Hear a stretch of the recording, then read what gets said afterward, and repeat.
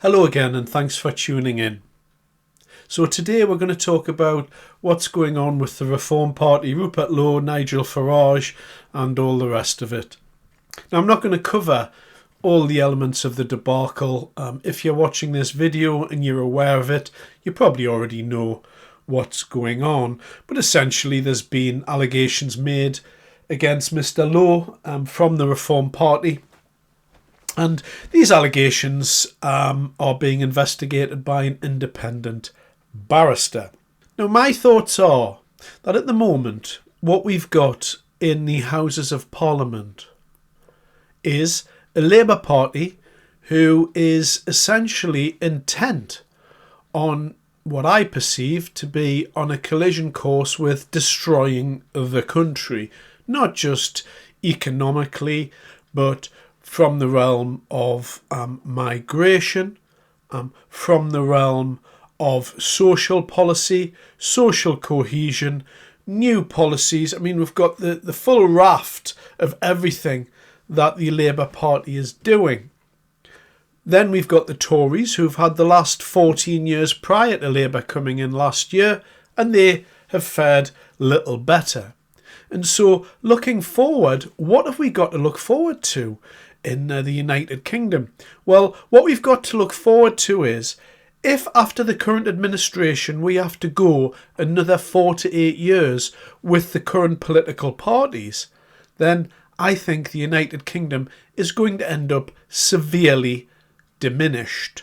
And there are 1,000 examples we could use of how this country is going in completely the wrong direction most of the time. We appear unable to prioritise the needs of the British people. We appear to be unable to make any strong choices about our identity, about our culture, and as a result, things are getting worse and worse and worse every year, particularly the standard of living and particularly from a social cohesion standpoint.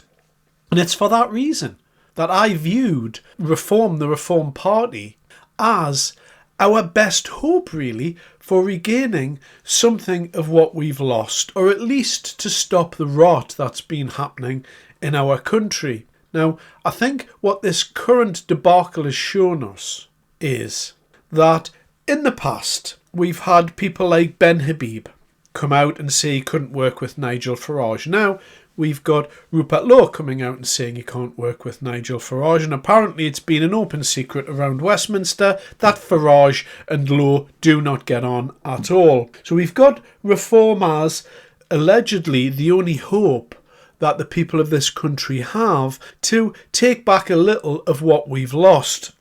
And it would appear that reform are starting to come apart at the seams. It needs to be borne in mind that over the next 3 or 4 years, both the Tories and Labour are going to have a crisis of their own.